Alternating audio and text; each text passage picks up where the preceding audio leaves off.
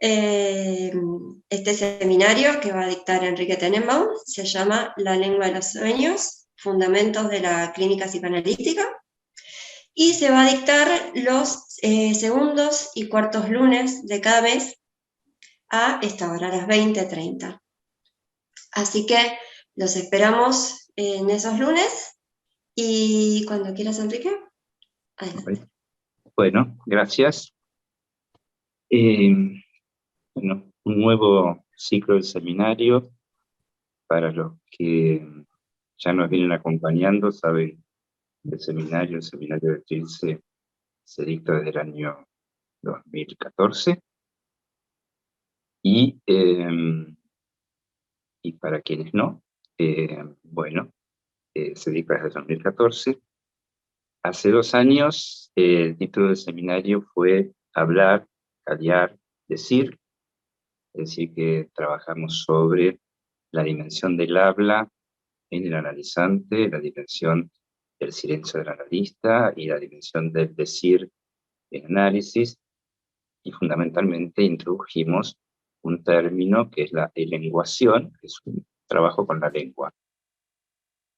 El año pasado el seminario se llamó, pero si mal no recuerdo, Escuchar, Leer, Traducir, y tenía que ver, como su nombre lo sugiere, el modo de escucha del analista, y la propuesta teórica es que cada vez que se lee se opera una traducción. Es decir, que en el análisis se trata de una de tantas prácticas de la traducción, una traducción bastante particular. De modo que este seminario de este año se llame La lengua de los sueños, es una suerte de consecuencia, de deriva, de dar un paso más en el camino, tomando un tema de la clínica cotidiana de todos nosotros, porque los sueños tienen un lugar central, nodal en la clínica, y si bien tiene este lugar central y nodal, no siempre está muy claro por qué nos interesa tanto el trabajo con los sueños. Para Freud, trabajar con los sueños era una de las 2 condiciones que definía que una práctica fuera psicoanalítica. La otra era llegar hasta la escena primaria. Bueno, esta segunda la podemos dejar de lado por ahora, pero sostenemos con Freud que el trabajo con los sueños es un trabajo nodal en la clínica, por lo tanto este seminario va a tener una fuerte impronta clínica. De los sueños nos vamos a concentrar o vamos a poner el énfasis, vamos a poner el acento, vamos a poner el aliento, que son todos términos freudianos respecto de los procesos psíquicos, vamos a poner el acento y el aliento en lo que atañe a la lengua de los sueños. Todavía soñamos, ¿no? Todavía soñamos. Algunos encontrarán en esa frase, en ese sintagma, todavía soñamos, una referencia a la época y a por lo menos para Argentina, a los últimos 50 años, ¿no? Todavía soñamos con que pueda haber sueños diurnos que se cumplan. Pero soñamos desde siempre, es decir, el sueño es algo que caracteriza al letre que hablamos desde el comienzo de los siglos, desde el comienzo de los tiempos. Ahora, ¿será el mismo tipo de sueño? ¿Será la misma cualidad del sueño, con las mismas características, el sueño, supongamos, de un hombre del medioevo que un sujeto del modernismo como lo era Freud, y los sueños en la actualidad? En la actualidad aparecen preguntas, por ejemplo, acerca de, esto lo trabajamos hace 2 años, recordarán lo que tuvieron en el seminario sobre hablar, callar, decir. Nos preguntamos si los autistas, los llamados autistas, sueñan. No hemos tenido muchas respuestas. Hoy nos podemos preguntar, a raíz de la inteligencia artificial y Y de un libro que recordaba los otros días, quizás les haya llegado en la discusión, un libro que fue llevado al cine. ¿Sueñan los androides con ovejas eléctricas? Hoy salió una publicidad de un libro que decía que los animales sueñan. Bien, esperemos conseguir el libro y enterarnos, si podemos, de qué sueñan. Pero, ¿sueñan los androides? Es decir, ¿puede haber un sueño, no el dormir, un sueño en aquellas inteligencias que no cometen equívocos, en aquellos que están en el lenguaje, pero que es un lenguaje que no equivoca? ¿Podrán soñar aquellos que no están insertos en el campo del deseo, si es que los hay? ¿Los sueños son epocales como lo es el otro con mayúscula? ¿O el sueño es una especie de invariante de los trabajos del alma? Los sueños del medioevo, como decía, y los de la actualidad, de este momento del empuje al goce, por llamarlo de alguna manera, ¿no? ¿Tienen las mismas características? En la clínica, pregunto para todos ustedes, para mí también, para todos, ¿trabajamos igual con los sueños hoy que hace 20, 30, 40 años? ¿Podemos sostener el modo de trabajo con los sueños que tenía Freud, Lacan? Bueno, estas son preguntas como muy a brocha gorda, muy generales. Voy a formular hoy algunas preguntas un poco más específicas respecto del trabajo con los sueños. La primera es, ¿qué hace que queramos contar los sueños? Porque es un dato cotidiano, por lo menos en mi práctica, supongo que la de ustedes también, que los analizantes cuentan sueños. Se lo pidamos o no. ¿Qué hace que los sueños tengan más, produzcan más disponibilidad a ser contados que, por ejemplo, algunas fantasías? Nosotros sabemos que algunas fantasías hay cierta reticencia para contarlas. En cambio, los sueños no tienen esa objeción. Incluso desde la época de Freud, yo recordaba hoy, pensando en esta apertura del seminario, un sueño de una mujer que Freud lo llama servicios de amor. Una señora que iba a dar servicios de amor al ejército que estaba en guerra, pero claro, va al cuartel donde está su hijo, con lo cual daba servicios de amor a jóvenes de la edad de su hijo. Y ya no tiene empacho en contarle a Freud ese sueño. Pero se pregunta, ¿cómo una mujer como yo tiene semejante sueño? ¿No? Es decir, que el sueño parece vencer cierta censura que no vencen las fantasías, o algunas fantasías. Hay un artículo de Freud que es acerca de la responsabilidad moral por el contenido de los sueños. Bueno, entonces, ¿qué hace que queramos contar los sueños? ¿Qué hace que nos cuenten los sueños? Bueno, en principio, que los sueños interpelan al soñante, ¿no? Que el soñante considera o cree, hay una creencia, en que los sueños tienen un sentido, portan un sentido enigmático, es decir, un sentido que en general se les escapa. Y esta propensión a contar los sueños no nace con el psicoanálisis. Ustedes seguramente recordarán, conocerán que en el Génesis del Antiguo Testamento hay un faraón egipcio que tiene un sueño que lo perturba. Él sueña con 7 vacas gordas y después con 7 vacas flacas. Y después tiene un segundo sueño, que es, él sueña con espigas de trigo repletas de granos, 7 espigas y luego otras 7 espigas raquíticas. Y en ambos sueños lo que ocurre es que las vacas flacas se comen a las gordas y el trigo, así tan medio marchito, destruye al trigo floreciente. Entonces el faraón llama a José, un esclavo,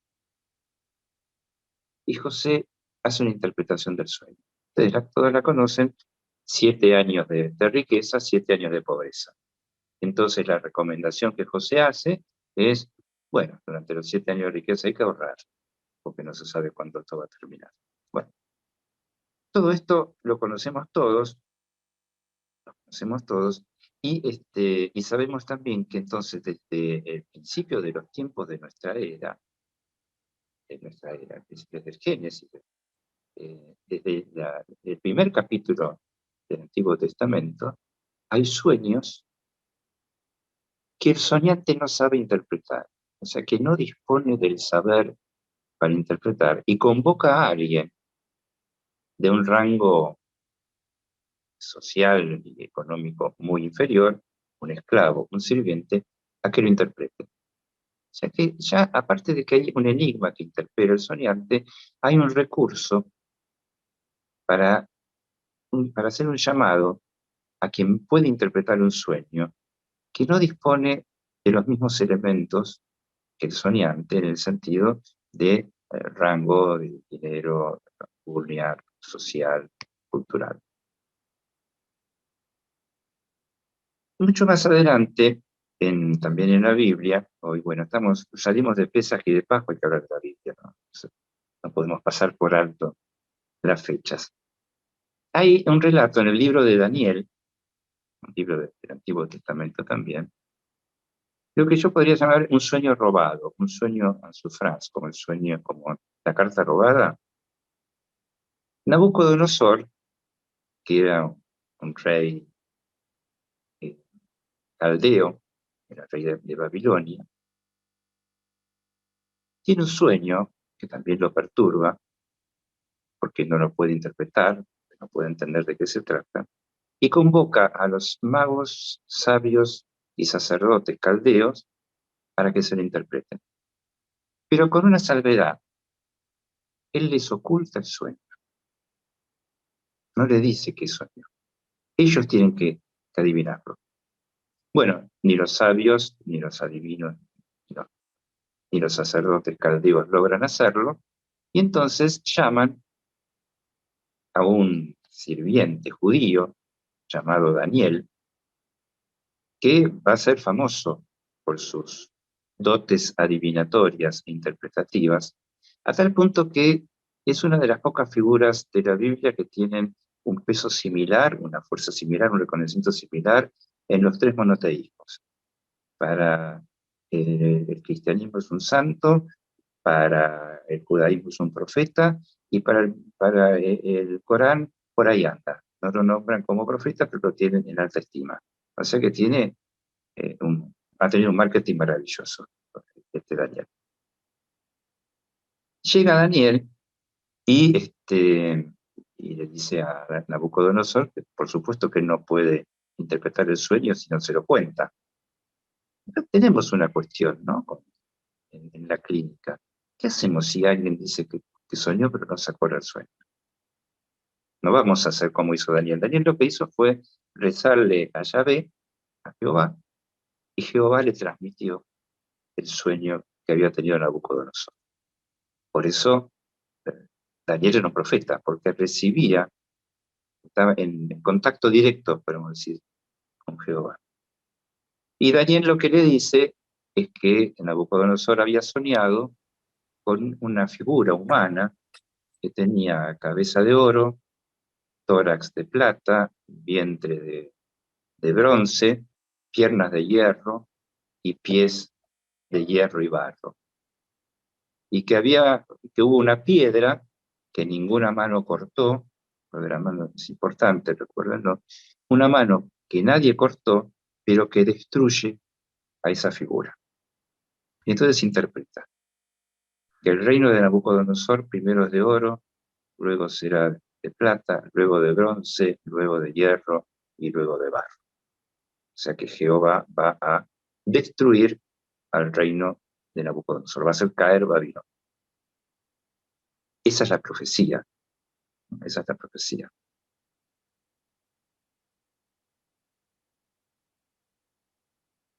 Así que a veces la interpretación de los sueños resultan algo no demasiado agradable para el soñante, ¿no? Ese enigma que interpela el soñante sobre el sentido del sueño, a veces resulta un fiasco, ¿no? A veces quizás sería mejor no enterarse.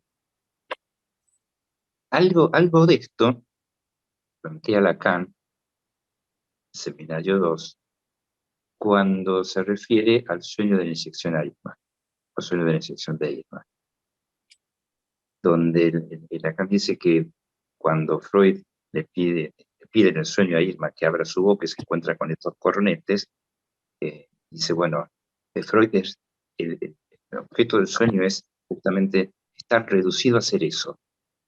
Y justamente ahí Lacan cita la interpretación de Daniel. Es decir, no es un sueño el que interpreta Daniel, ahora lo vamos a ver, es otra cosa, pero es una cita de Lacan respecto a los sueños de la inyección a Irma, donde compara la escritura que se le aparece a Freud en el sueño, la de la trimetilamina, la fórmula, con una escritura en la pared que ocurre durante un festín de un descendiente de Nabucodonosor. Por eso la relación que voy a hacer entre la escritura del sueño, donde aparece una fórmula, y una escritura que aparece en este festín del descendiente de Nabucodonosor. La situación es esta. Aparentemente es un nieto de Nabucodonosor que estaba subrogado en el mando del reino, no era rey, pero estaba subrogando al rey que estaba de viaje. Él hace un festín con concubinas o prostitutas. Bueno, en la Biblia sabemos que en la traducción hay términos que tenemos que reinterpretar, pero bueno, con algunas mujeres ligeras hace un festín, pero el tema no era ese, el festín y el tipo de mujeres con las que este rey disfrutaba, sino que bebían vino con unos cálices o copas que fueron robadas del templo de Jerusalén. O sea que se producía en ese festín una profanación del templo. Y cuando estaban en pleno festín, aparece una mano que graba en la piedra unas letras. Hay un cuadro de Rembrandt, Patricia, si pudieras ponerlo para compartir. Hay un cuadro de Rembrandt que justamente se llama El festín de Baltasar.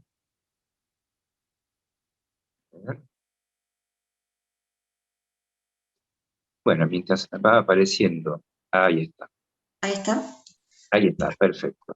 En el cuadro se ve cómo Baltasar gira hacia esa mano que está escribiendo, no ha terminado de escribir todavía en la pared, unas letras que si ustedes aprecian, no sé, Patricia, si se puede aumentar el tamaño de la zona de las letras. Si se puede, se puede, si Creo no, que sí. un poquito de imaginación. Ustedes saben que la escritura hebrea se hace de derecha a izquierda y de arriba para abajo, ¿no? Pero de derecha a izquierda. El libro de Daniel es uno de los dos libros del Antiguo Testamento que está escrito en arameo. Ahí estamos, a ver si vemos. Pero no vemos todas las... Esperen que apunto un poco mejor. Apuntemos al centro del asunto. No me está saliendo, Bueno, sí. Bueno, si ustedes ven,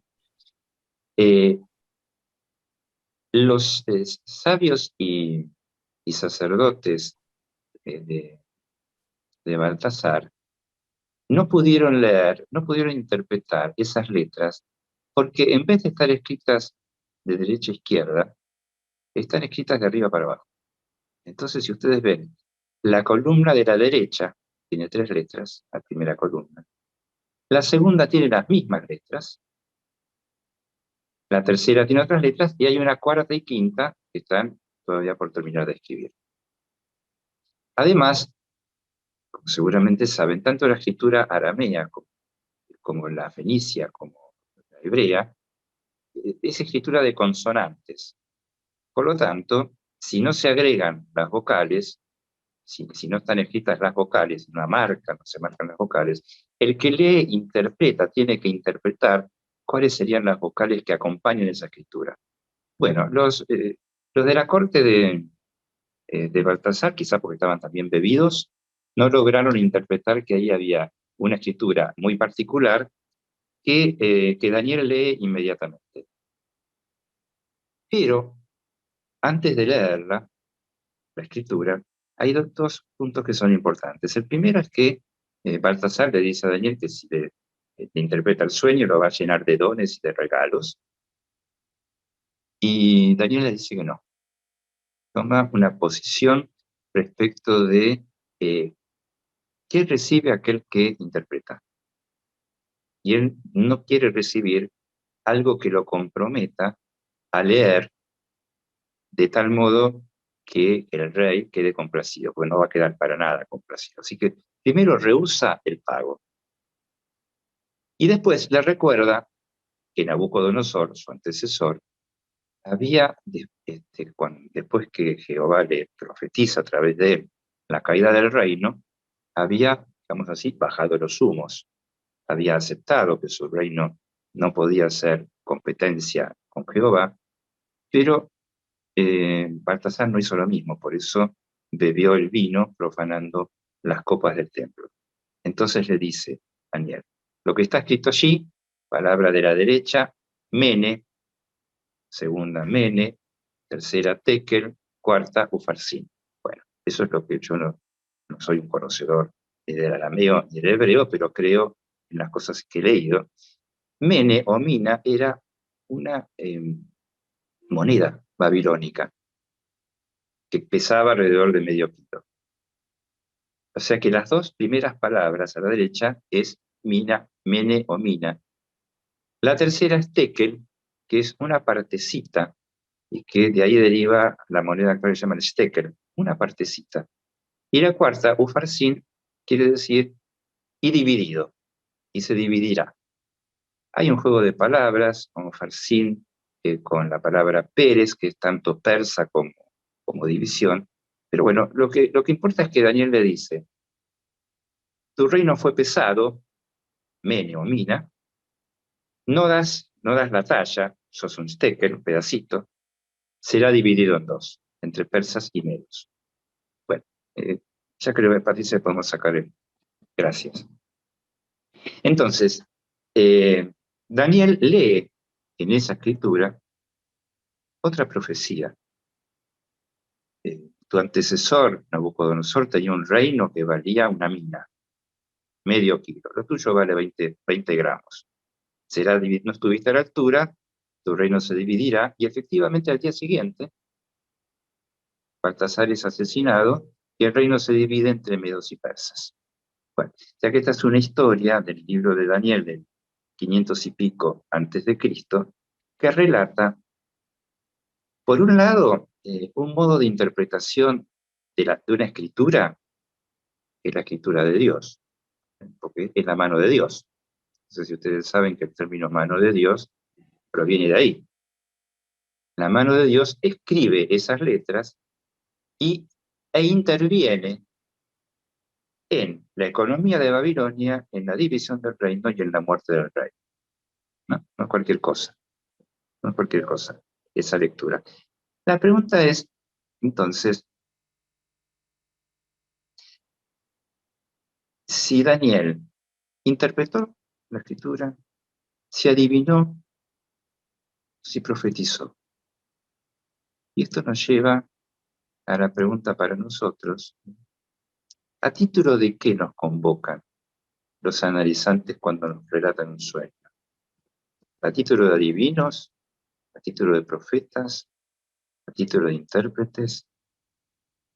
¿Y de qué escritura se trata?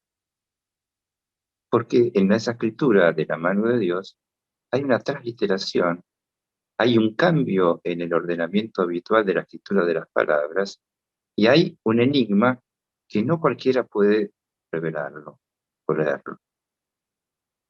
¿No es parecido a lo que nos ocurre con los sueños de los analizantes? ¿Sabemos en qué lengua está escrito? ¿Sabemos si el orden en que se nos presentan los términos, sean las letras, las palabras, las imágenes, es el orden en que tenemos que proceder a leerlas? Y algunas otras cosas más que ahora Vamos a revisar. Entonces, volvemos a la pregunta anterior. ¿Qué hace que queramos comunicar un sueño? ¿Para qué? Digo que la pregunta vale porque el sueño, como tal, no se dirige a nadie. Cuando estamos soñando, la relación con los otros está cortada. El sueño no se dirige a nadie. Esto lo dice Freud, en el chiste de su relación con el inconsciente. Tengo acá la cita, dice: el sueño es un producto anímico totalmente asocial. No tiene nada que comunicar a nadie. Nacido en lo íntimo del sujeto como transacción entre las fuerzas psíquicas que luchan en él, permanece incomprensible incluso para él mismo y carece por tanto de todo interés para los demás. Entonces, si el sueño no se dirige a nadie, ¿por qué lo contamos? En el sueño no se sueña para nadie. No hay un interlocutor del sueño. El interlocutor, el otro con minúscula, el otro con minúscula que está en el lugar del otro con mayúscula, aparece al despertar. Lacan lo dice con un sueño del que vamos a hablar en algún momento, de Chuanzi, que sueña ser una mariposa, y cuando se despierta no sabe si eres Chuanzi que sueña con la mariposa o eres la mariposa que sueña con Chuanzi.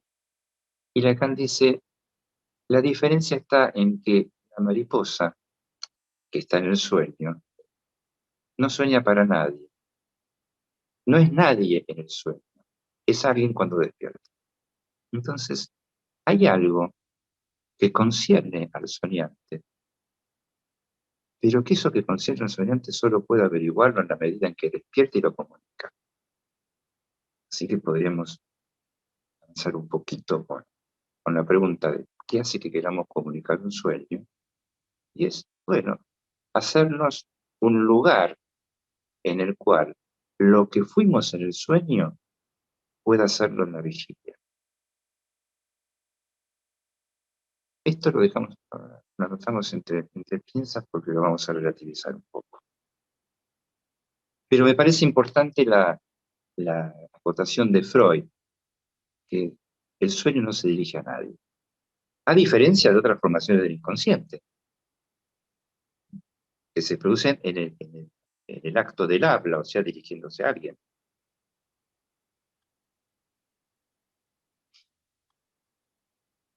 ¿Qué hace que queramos comunicar un sueño? En tiempo de la pandemia, una persona comienza a tener entrevistas conmigo por esta vía, por el Zoom. Y una persona de unos 70 años. Bueno, cuenta lo que ya trajo las entrevistas, sus padecimientos. Y en la segunda o tercera entrevista, hablando de lo que venía hablando, de pronto se interrumpe y me pregunta, ¿te puedo contar un sueño? A mí me llamó la atención la pregunta porque, bueno, está en el imaginario social, que los psicoanalistas interpretamos sueños. Entonces, ¿le puedo contar un sueño? Y yo le respondo, por supuesto, ¿por qué no me lo habría de contar? Y ella me dice, es que me pregunto a quién puede interesarle el sueño de una vieja. ¿A quién puede interesarle el sueño de una vieja?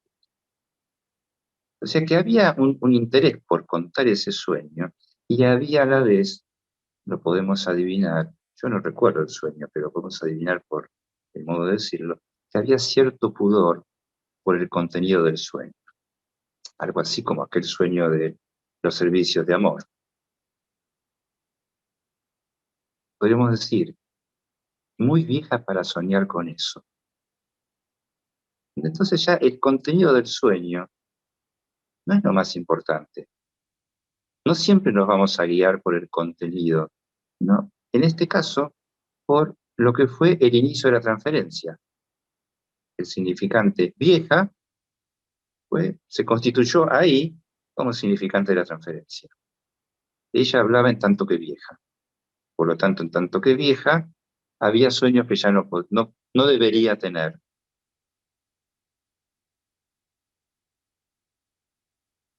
Un analizante me cuenta que soñó que estaba enojado con su esposa, pero que no sabía por qué.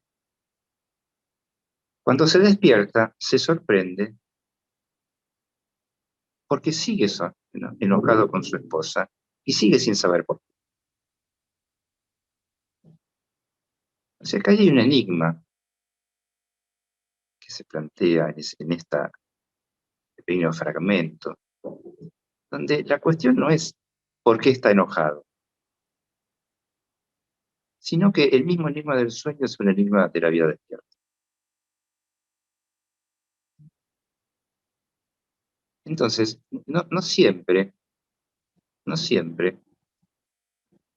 lo que nos compete en el análisis de los sueños, porque yo decía adivinación, interpretación, profecía, no siempre lo que nos concierne es el contenido, sino la ocasión por la cual el sueño es relatado. Es decir, que hay algo que es un sueño que no se dirige a nadie y que pasa a ser un sueño de transferencia.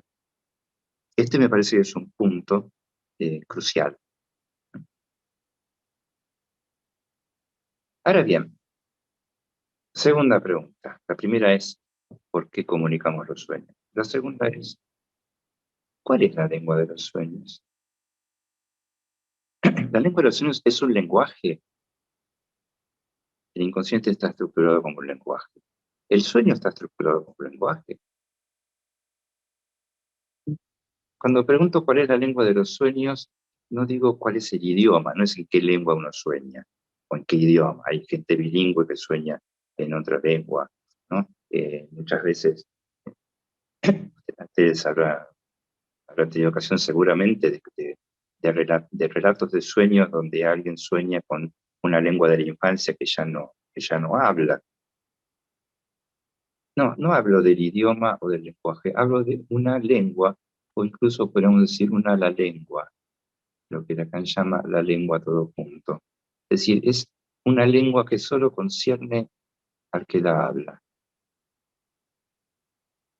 Porque si fuera un lenguaje, o una lengua universal, nosotros podríamos hacer perfectamente una mántica, adivinamos, sobre las imágenes del sueño, sin que asocien, como el sueño de Nabucodonosor, una estatua que se destruye, su reino se destruye. Soñé con el 17, la desgracia.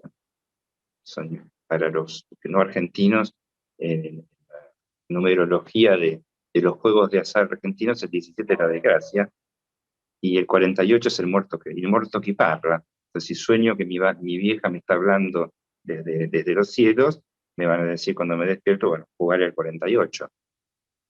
No se trata de una adivinación porque no hablamos del lenguaje de los sueños, sino de la lengua de los sueños. Por eso es importante qué asocia el soñante respecto de su sueño, porque es allí donde vamos a encontrar de qué lengua se trata. Y porque además, como nos dice Freud, en el sueño las palabras son tratadas como cosas. O sea que las imágenes del sueño no son imágenes que remiten a una significación, a un concepto o a un objeto.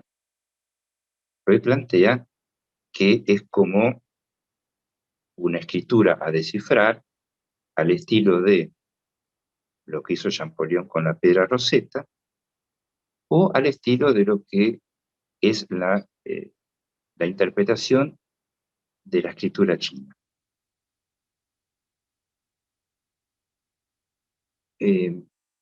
Lacan Freud hace una mención específica acerca de la lengua china, que es una lengua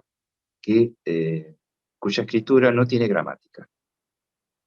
Son ideogramas que se pronuncian de determinada manera y según la pronunciación y el contexto, toman un valor determinado. Quiere decir una cosa u otra según cómo se lo pronuncie y según el contexto. Y Freud dice, esta es la conferencia 15 sobre los sueños, dice que esa escritura china que no posee gramática es como la escritura de los sueños. Es una escritura que no posee gramática.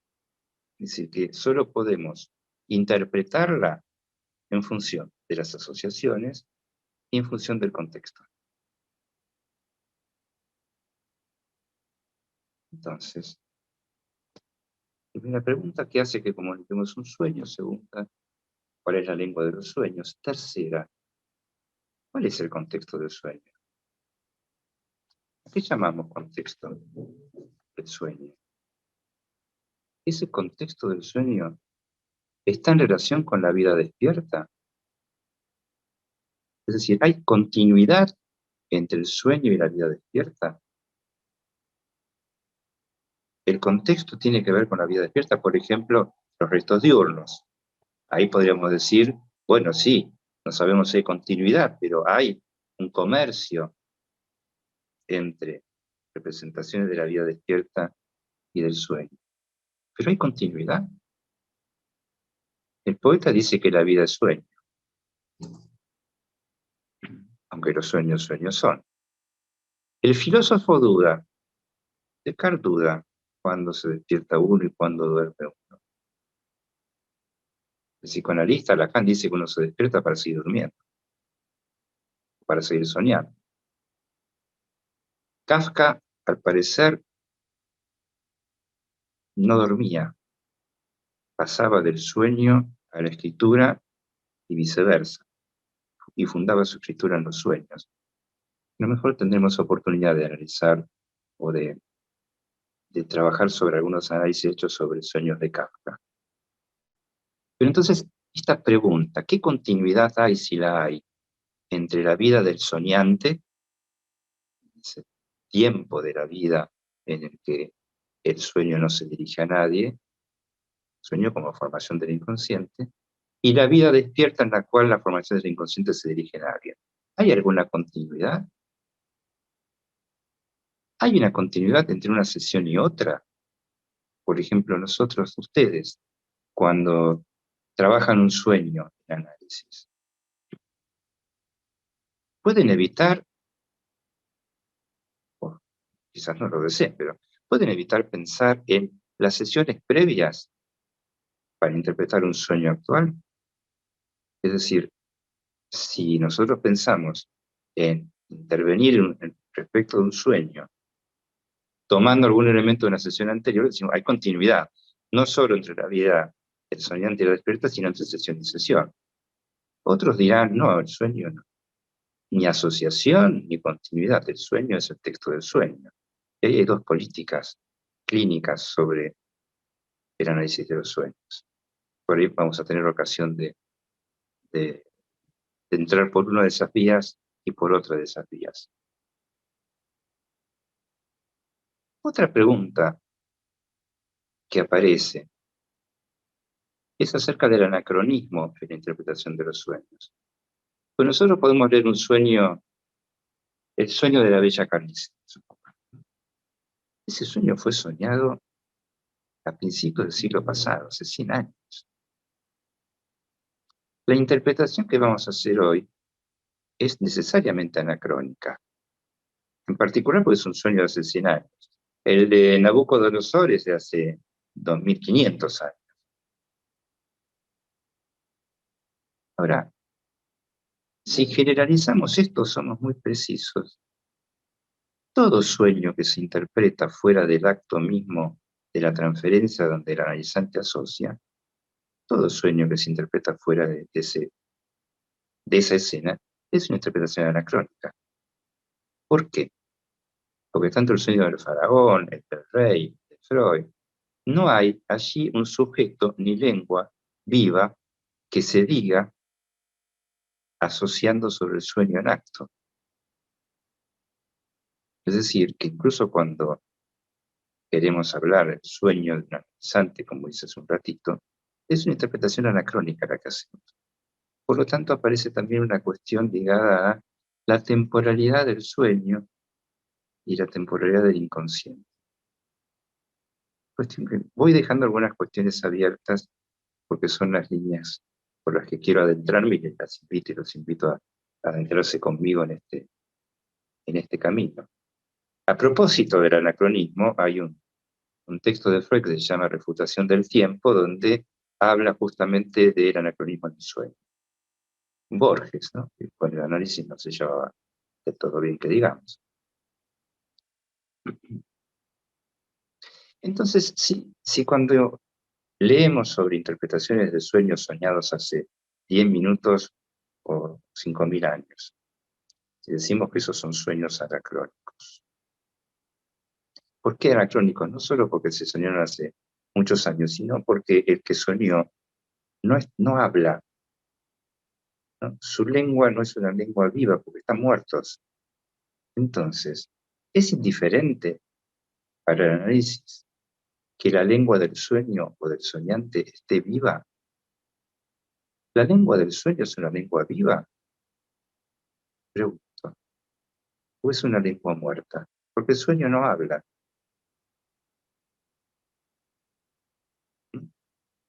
El que habla es el soñante cuando despierta. El sueño no habla.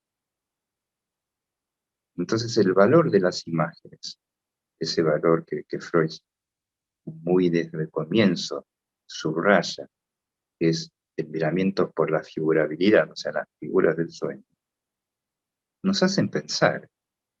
Son imágenes que no hablan, y sin embargo hacen hablar. Bueno, preguntas entonces, ¿por qué comunicamos los sueños? ¿Cuál es la lengua de los sueños? ¿Qué continuidad o no hay entre el sueño, vida despierta, sesión y sesión? ¿Qué tipo de lengua es la lengua del sueño en cuanto a lenguas vivas, lenguas muertas?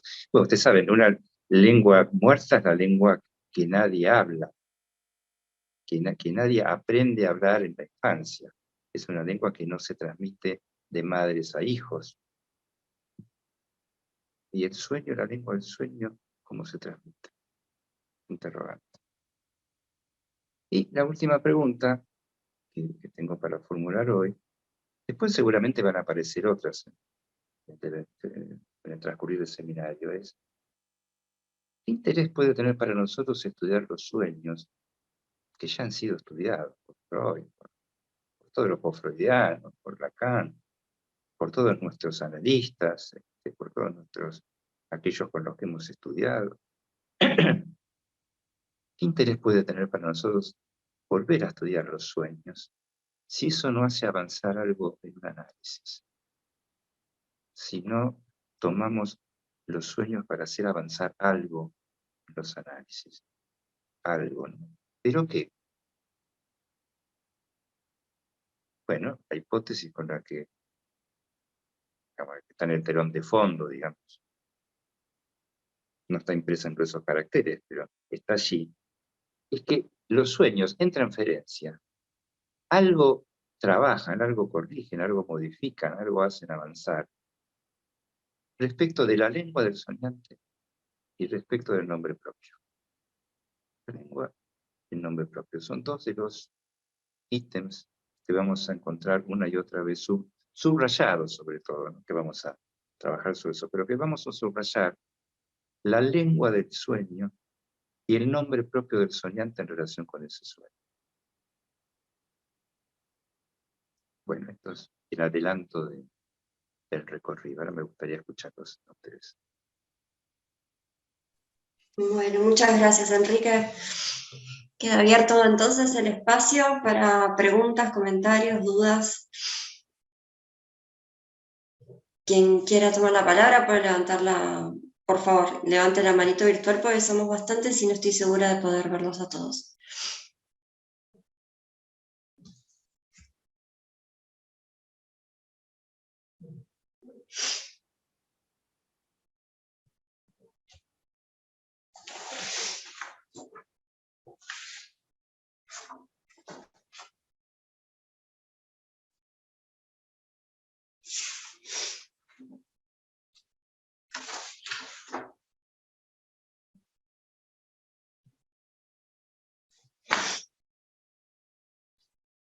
Bueno, mientras tanto, Enrique, te hago una pregunta porque no estoy segura de haber entendido bien.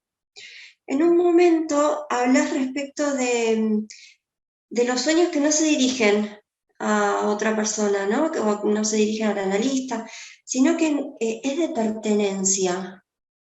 Y puede ser que no estoy segura si dijiste eso o te escuché mal. O pronuncié mal, de transferencia. Ah, de transferencia. Por eso no lo Porque entendí. los sueños no se dirigen a nadie en el sueño mismo. Cuando se cuentan, se convierten en sueño de transferencia.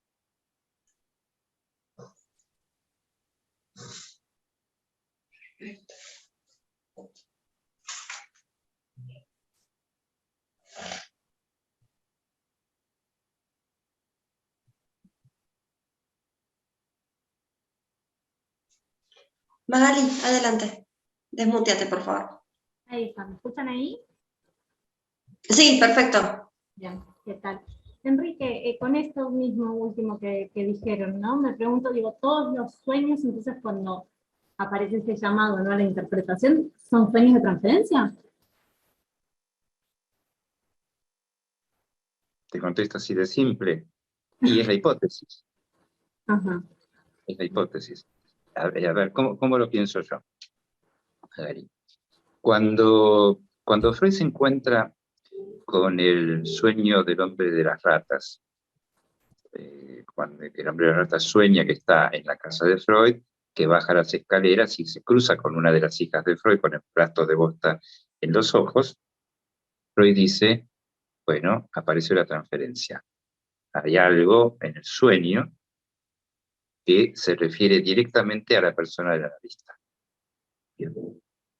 Nosotros no tenemos necesidad de esperar que un sueño nos tenga a nosotros mismos como parte del sueño, o a nuestras hijas, padres, madres, ni a bosta. No hace falta eso para saber que el sueño se nos dirige. Es dirigido hacia nosotros, cuando lo cuentan. Entonces, todo sueño contado hay que tomarlo como sueño de transferencia. Incluso hay analizantes que tienen sueños repetitivos, repetidos durante años, incluso que esos sueños provienen desde antes que comiencen el análisis. Pero cuando los cuentan son sueños de transferencia. Somos aquello a lo que el analizante se dirige. Cuando Lacan dice, el analista forma parte del inconsciente, ¿no? Forma parte del inconsciente porque es a quien el analizante se dirige, nos está diciendo esto. La transferencia es eso. Estamos ubicados en algún lugar por el cual se nos transfiere algo en relación con, en este caso, el sueño. ¿Sí? Sí, bien, gracias. Hola, una duda. ¿Eso tendría que ver entonces, digamos, también como con una demanda? O sea, como una demanda también como al otro, también como en la misma transferencia. Porque también decías que en el sueño, o bueno, así lo entendí, que en el sueño no había otro. No había otro a quien dirigir. Bueno, claro. Ya. Estamos en la misma dimensión que lo que decíamos recién. Porque la pregunta es, yo formulé esta pregunta, ¿qué hace que queramos comunicar un sueño? Esta es una de las preguntas. Y la otra es, ¿a título de qué se nos dirige un sueño? Bueno, por supuesto, tenemos que tomar en cuenta de qué demanda se trata cuando se nos cuenta un sueño. ¿Cuál es la demanda en juego? ¿Siempre es demanda de interpretación? A veces no. A ver, y ahí empiezan a implicarse los términos. Si nosotros pensamos que hay cierta continuidad entre las sesiones, y entonces un sueño puede estar motivado, enlazado, causado en relación con una intervención, una interpretación de una sesión anterior, no es lo mismo que cuando, supongamos, ahí en la demanda que se produce ahí por la comunicación del sueño, no sería la misma que cuando hay un sueño de angustia, puesto que pasó, no sé, una desgracia familiar, supongamos. Siempre hay demanda, pero la demanda cada vez se lee en función del momento de la transferencia y el momento que está viviendo el soñante. No sé si, Miriam, como no te veo, no veo ningún gesto. Sí, gracias. Ayer que voy en el coche, voy manejando, entonces por la red se pierde un poquito. Entonces no a Paula. sueñes, se está bien despierta. Gracias. Gracias. Claudia. No, perdón. Adelante, Miriam, por favor. Gracias, perdón, otra cosa, es que decías esta parte de la lengua de los sueños, ¿no? Y decías esta parte del inconsciente estructurado como un lenguaje, ¿no? Se podría pensar que también aquí en el sueño está estructurado como un lenguaje, aunque es también como una lengua, ¿no? Como decías, o desde una lengua. Gracias, Miriam, porque me das pie a aclarar un poco este punto, ¿no? Yo justamente planteaba que así como el inconsciente está estructurado como un lenguaje, dice Lacan, en el sueño, un lenguaje en principio tiene gramática. Un lenguaje es un conjunto de signos organizados por una gramática.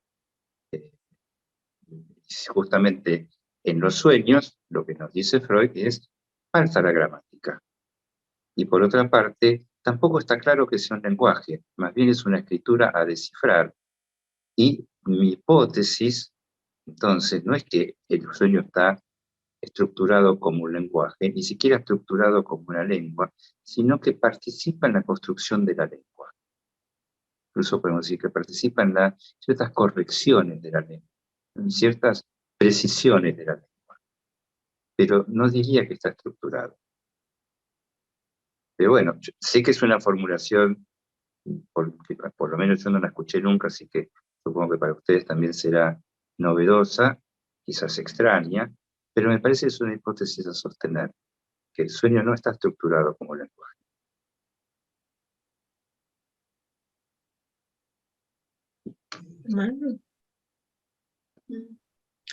Claudia, ¿querías hacer una intervención? Sí, gracias. Bueno, gracias Enrique por estas preguntas tan interesantes. Bueno, esto último que decías me hace pensar un poco en relación a que decías que hace a título de que los analizantes cuentan un sueño o convocan, o lo traen, ¿no? El sueño. Pensaba en que hay determinados encuadres que pueden producir sueños también en el analizante. O sea, que ese analizante, por el dispositivo, puede producir sueños, que no los produciría si no tuviera ese dispositivo. Porque, bueno, me parece que hay algo con la barrera de la represión, que hay determinados encuadres que ayudan a levantarla, no voluntariamente, porque el sueño es un acontecimiento también, ¿no? Y hay algo que decías en relación a la lengua que está viva. Cuando el analizante cuenta un sueño, hay algo del modo de contar que es como que se despierta también, ¿no? Hay una curiosidad, hay un estar que es un estado vivo.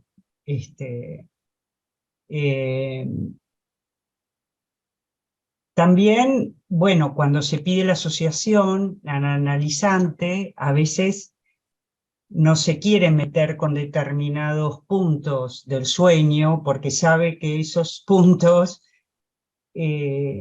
pueden ser más comprometedores, ¿no? Entonces, eligen asociar en determinados lugares del sueño, ¿no? Uno puede igual preguntar, ¿y esto?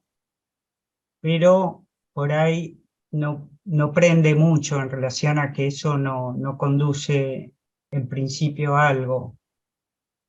Ya la pregunta de ¿y eso? Ya es inquietante y puede tener efectos a posteriori. aunque no se asocie inmediatamente. Y bueno, me pareció interesante lo del nombre propio, ¿no? Como, y me parece muy interesante también el sueño de esta mujer que dice que quién le puede interesar el sueño de una vieja, ¿no? Como que la producción del sueño es algo que está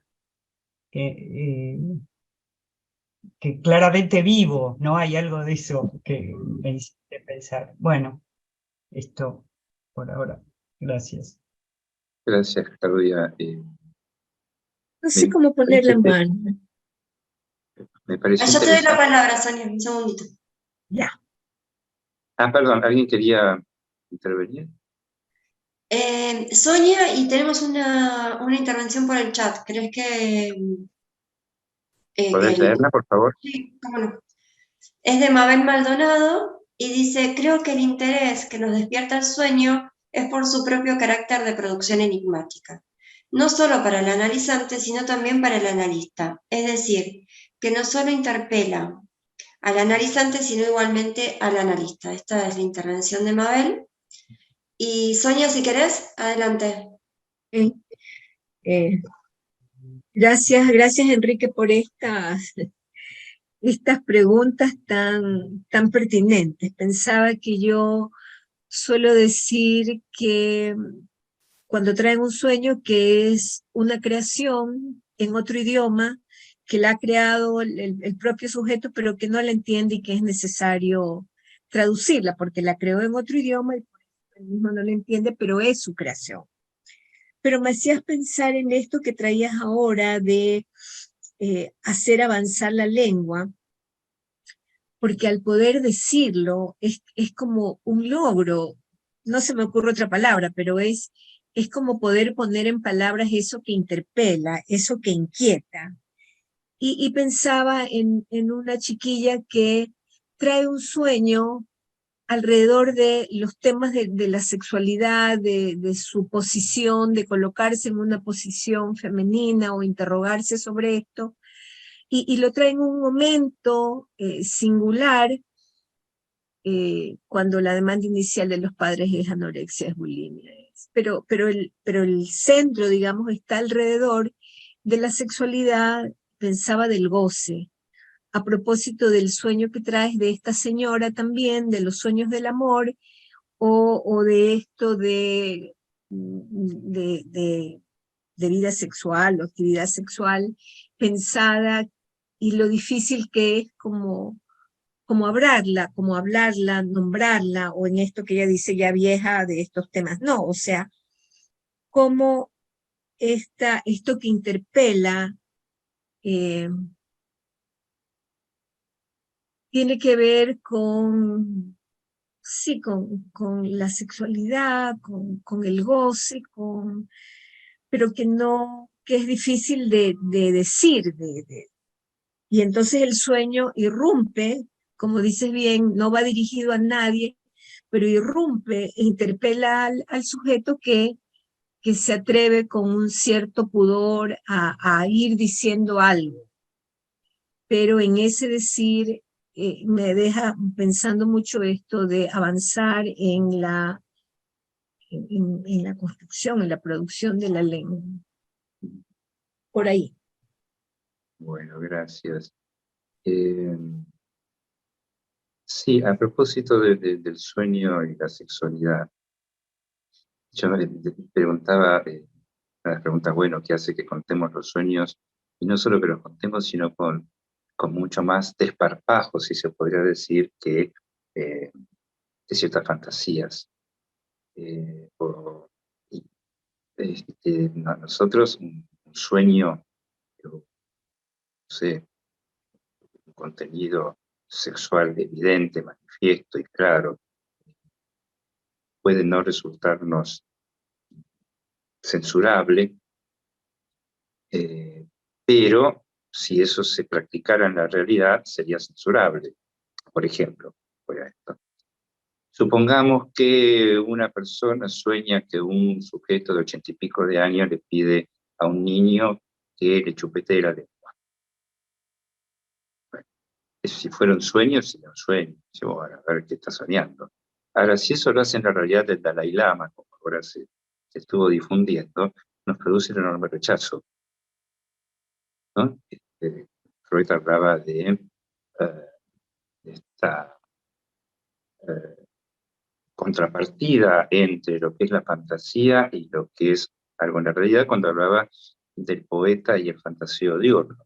Decía, bueno, que los poetas, los escritores, los dramaturgos pueden poner en escena situaciones que si estuvieran en la vida real provocarían fuerte rechazo, pero en la escena no, o en la escena de los sueños tampoco. Esto me parece que es algo a considerar, ¿no? Después, Claudia, me resulta muy interesante esto de que si el dispositivo provoca sueños. Por cierto, que hay algo, si se quiere, el dispositivo, la transferencia misma puede causar sueños, porque efectivamente hay algo ahí que, como decía Sonia, decirlo es un logro. El sueño puede hacer decir lo que de otro modo no surge extrañamente. Y Mabel, y también con Claudia, sí, el sueño es enigmático para ambos. Es enigmático para el analizante, para el soñante, y es enigmático para el analista también, que en ciertos momentos supongo que a todos nos ha pasado, les ha pasado. Como decía Claudia, bueno, uno hace una intervención por ahí y provoca resistencia. ¿Y por qué? ¿Por qué por ahí provoca resistencia y por qué por otro lado no? Claro que es enigmático, pero es tan enigmático para ambos, porque ambos participan del sueño, ¿no? Cuando es un sueño de transferencia, ambos participan del sueño y del enigmático. A menos que seamos simbolistas, como en algunos momentos ha sido Freud, y decir, bueno, si sueña con un sombrero, esto es castración, si sueña con un obelisco, es un símbolo fálico. Bueno, si es así y no nos involucramos en el sueño, no hay ningún enigma. Pero sí, es enigmático para ambas partes. Mare, adelante. Desmúteate, por fin. Sí. Vos decías, Enrique, que el sueño está hecho de imágenes que no hablan, pero hacen hablar, en transferencia, ¿no? Pero el analizante, el soñante, no lleva a análisis todos los sueños que sueña. Y yo lo que me preguntaba es qué tienen esas imágenes, las del sueño que lleva a análisis, que hacen hablar. Porque no todos los sueños parece que tuvieran esas imágenes. Eso.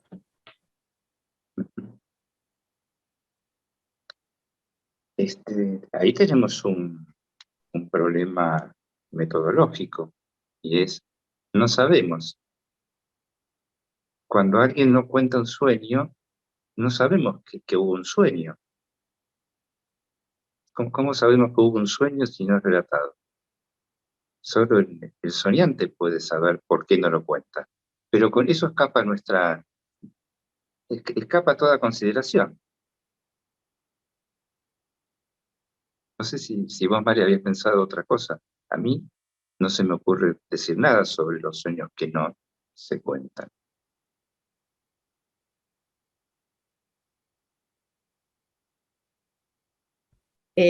Sí, lo pensaba más del lado del soñante, ¿no?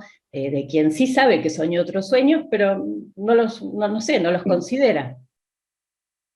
Bueno, ahí tenemos dos vías, mínimo, dos vías. Una es la vía freudiana, que Freud plantea, y esto lo plantea en el epílogo del caso Juanito. Cuando un sueño es analizado por el analizante, es decir, cuando le da un sentido, suele olvidarse el sueño. Es decir, que el sueño soñado, analizado por el autoanalizado, se olvida. A menos que uno lo escriba, que también está la pregunta de por qué a alguien se le ocurre escribir un sueño. Esa es una. Y la otra vía, bueno, podemos pensar muy esquemáticamente que si alguien que está en análisis sueña y decide no llevar un sueño a análisis, una cosa es que se le olvide, el sueño, que se olvide de decirlo. Ay, hace 3 semanas que quiero hablar de este sueño y no hablé y ahora me lo olvidé. Ahí, bueno, forma parte de la represión. Otra cosa es decidir no contarlo, ¿no? Ahí parece que hay tres vías.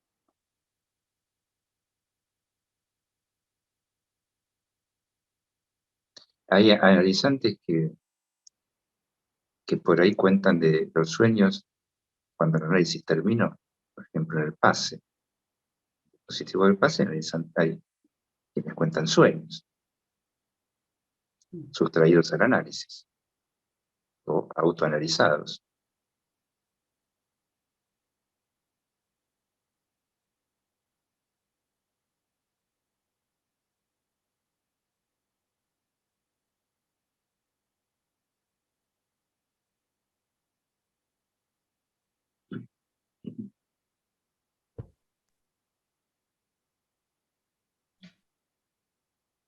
¿Alguna otra intervención? ¿Alguien más quiere intervenir? Pensaba también en una paciente, sobre todo, que al comienzo tenía un tema de bastante sobrepeso y eso la torturaba, le traía problemas, pero era curioso que siempre traía 3 sueños, 3 o 4 sueños. Y entonces, por un lado ella decía, a usted le gusta esto, ¿no? Como que, ay, entonces traía anotado los sueños y por ahí le decía, bueno, a ver, vamos con uno, ¿no? Porque era como, y esto fue muchos años así, de 3, por ejemplo, sí. Y me quedé pensando en esto que decías, que no se dirige a nadie, ¿no? Se produce y no se dirige a nadie, pero había también una cuestión ahí como de que eso era interesante, ¿no? También hay algo que pasa con el sueño que es como casi como algo externo, como que el paciente, el analista no tiene idea porque, bueno, depende de las asociaciones y lo que va trayendo, quiero decir que es un enigma, y para el paciente también, entonces se genera un tipo de cuestión ahí que es bastante particular, ¿no? En la sesión. Bueno, nada, esto.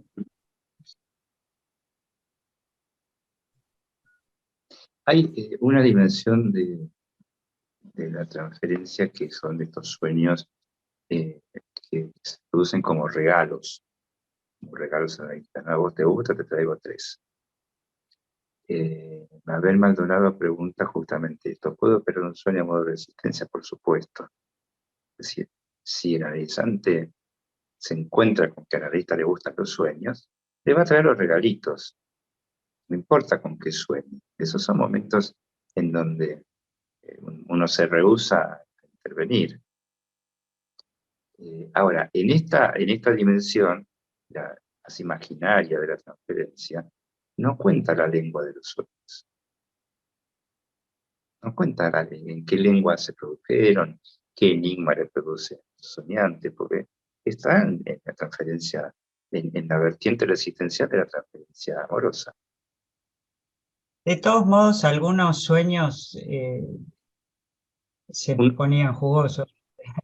Digo, Uno por uno. como, sí, pero...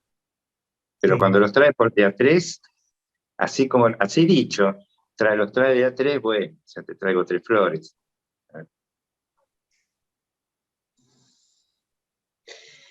Daniela, ¿querías hacer una intervención? Porque vi que te desmuteaste en un momento. Sí. Bien, gracias. De nada. Gracias, Enrique. Eso, bueno, nos pones a trabajar un tema bien, digamos, bien clínico, ¿no? Porque si bien no todos los pacientes traen directamente los sueños, yo creo que a veces pasa esto que vos contás, ¿no? Esa experiencia de una primera entrevista y ya trae un sueño, y ahí habría que pensar si es transferencial desde antes de llegar al analista, ¿no? Si es posible pensar, acuerdo contigo que no está estructurado como un lenguaje, y se podría pensar como un montaje de imágenes, como un film, ¿no? Como algo de dónde pone el foco el sueño. ¿Y a qué me refiero con esto? De que muchas veces el paciente, antes de relatar el sueño, lo que cuenta es el impacto en el cuerpo, el afecto con lo que vivió ese sueño, ¿no? Entonces creo que atraviesa el cuerpo y está digamos, en el poder leer ahí qué cuerpo, a qué cuerpo es el que impacta ese sueño, ¿no? Y por momentos, no sé, se me ocurre pensar en algo holofraseado, en la holofrase, no en una lengua que esté del todo como interpretable, sino que en el devenir, tal vez ese sueño después se transforma en otra cosa, en un acting, o puede, ¿no? En el devenir de la interpretación, si es posible, puede eso, ese impacto en el cuerpo transformarse en otra cosa. Pero bueno, eso es muy de cada caso, ¿no? Por ahí un poquito. Gracias, Daniela. Me gustó eso de nos pones a trabajar, y de hecho te pusiste a trabajar. Con esta pregunta, ¿qué cuerpo? ¿No? ¿A qué cuerpo? ¿Qué cuerpo impacta el sueño? ¿No? Y también esta otra pregunta, que es la relación entre el sueño y la orofrase, por el lado del montaje de imágenes. Me parece interesante. Así que, bueno, me alegra haberte puesto a trabajar. Enrique, Mabel hizo otra intervención en el chat, hace esta pregunta. ¿Puede operar un sueño a modo de resistencia? Y Ya después ya lo contesté. lo contestaste. Sí. Adrián, adelante. Sí, gracias, Patri.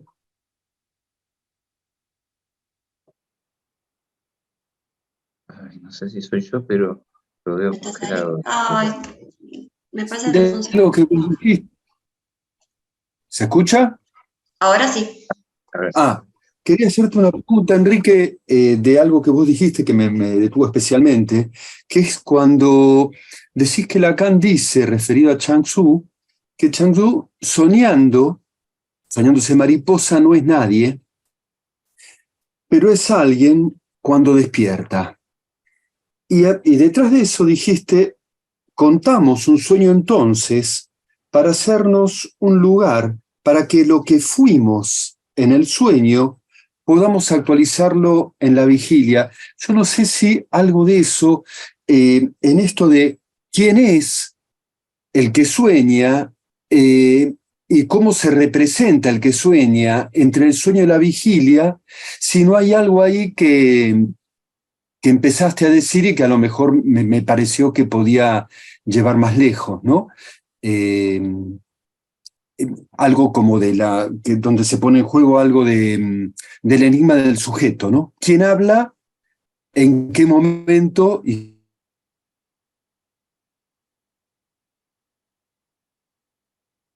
esa referencia a quién se es cuando se sueña. Me parecía que había algo más para decir ahí, ¿no? sí, Por ahí Adrián, claro, sí. Seguro que hay algo más para decir allí, pero eso es lo que vamos a desarrollar. O tratar de desarrollar, o investigar, o darle vueltas, porque la pregunta que vos me parece que recortás y subrayás, enfatizás, es claramente una de las preguntas. ¿Somos cuando despertamos o somos cuando dormimos? ¿Qué relación hay entre la vida despierta, la vida dormida y la vida de sueño? ¿Y quién sueña? ¿Quién es el sujeto del sueño? Sí, claro. Bueno, vamos a ver cómo sigue. La referencia de Lacan dice que cuando sueña que es mariposa para nadie. Ese es el punto. Mariposa para nadie. En cambio, cuando uno está despierto, siempre es algo para otro. Entonces, esta sustracción de la relación con los pequeños otros en el sueño hace que los pequeños otros del sueño sean, como Lacan dice, una multiplicación espectral de los pequeños otros de cada uno, pero no son los de la realidad. Soñé con vos. Sí, en el sueño uno sueña con, o las imágenes de la vida despierta de los otros vienen a presentarse para armar determinada escena.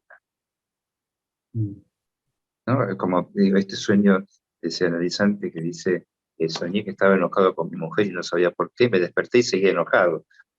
Es como si ahí no hubiera el objeto, la imagen de la esposa en el sueño, no fuera una metáfora de, como si pasara directo como los sueños infantiles. ¿No? Toda esa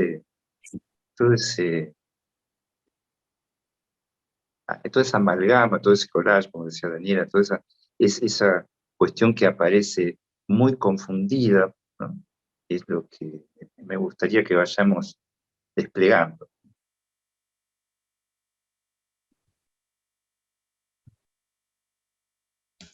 Bueno, no sé, Patricia, si hay alguien más, ¿hay alguien más? Me parece que no. Bueno. Te iba a preguntar si te parece de ir cerrando. Sí, me parece que vamos cerrando y la vez que viene nos vamos a ocupar de uno de los sueños más famosos. Yo dejo el enigma. A ver, ¿qué sueño es el que consideran de los más famosos? Adivinamos, profetizamos. Sonia pregunta, ¿nos sugieren biografía? Sí, por supuesto, la conferencia 15 de Freud, el capítulo sobre el sentido de los sueños, de Freud, de interpretación de los sueños, por ahora. Todo eso les va a llegar por mail. A todos los que están inscritos les va a llegar las sugerencias para la próxima reunión, la sugerencia bibliográfica por mail. ¿Sí? Gracias, Trudy, por la pregunta. No, Sonia, por la pregunta.